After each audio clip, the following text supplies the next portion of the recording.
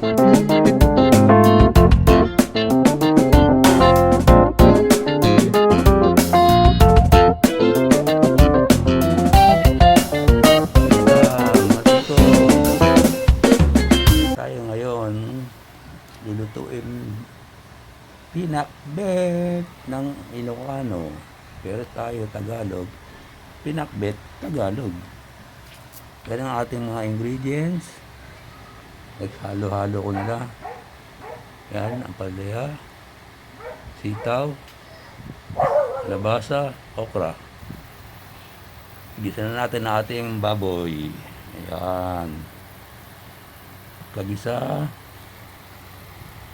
Halo natin ang ating kamatis at sibuyas.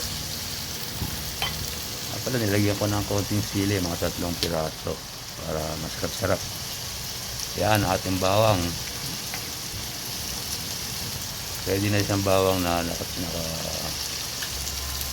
nakaiwa na.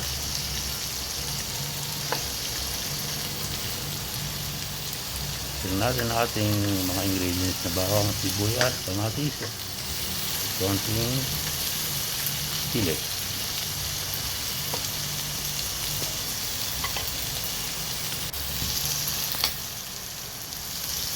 Tapos gusto natin ang ating pag-alu-aluin natin ng ating karne para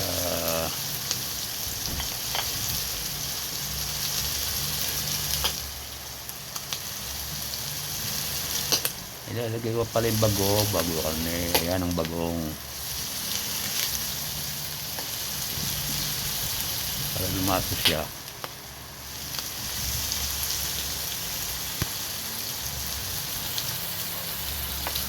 Okay, nakagaan.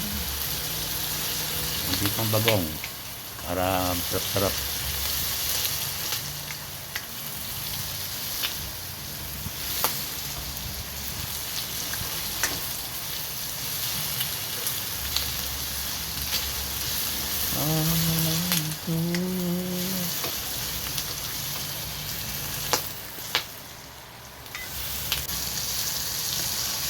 Ayan, okay na. Hindi natin sama at halo ang ating karne. Halo-halo. Ayan. Bangga.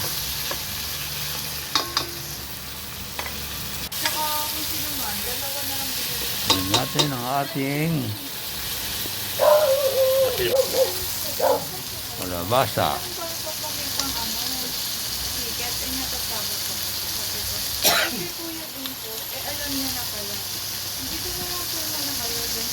Medyo matigas siya eh. Kaya unahin natin yan.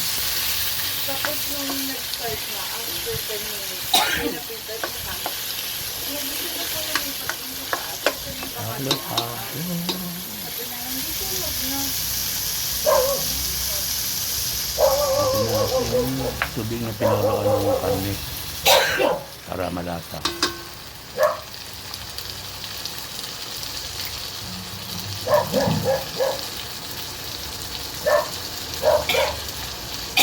Next step, pwede na.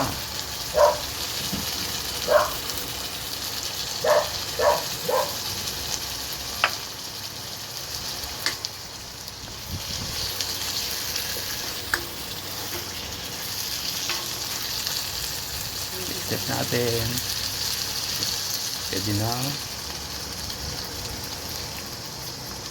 Natin konting tubig para hindi na matayuan.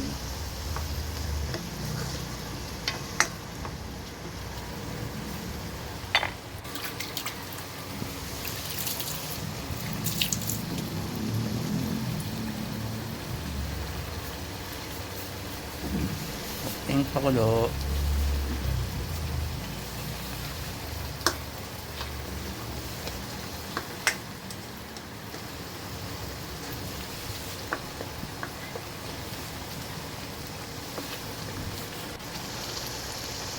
Tingnan natin ng konting bilis sa mix.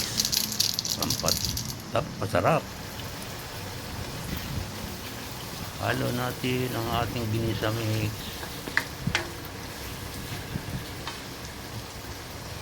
Then natin ilagay ang ating ampalaya.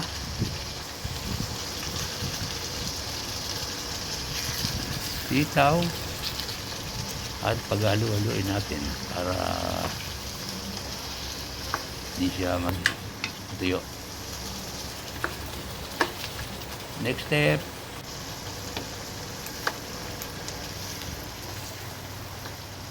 pwede natin palambutin lang ng konti ang mga ingredients na kalabasa. Ayan, almost done na, oh. Ayan, oh. Igang. Sarap. May na.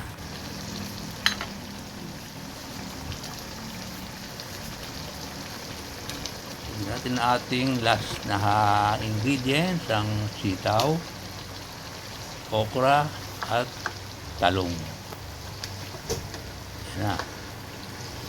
Ayan na natin yan. At tapos niyan, pwede na tayong kumain. O, diba? Easy cook. Natin masyadong palambutin. Para nandiyan sustansya ng ating gulay. Yan. Pulo na lang ng konti.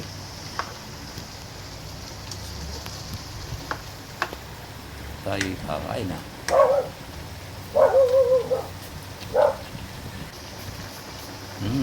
Sarap.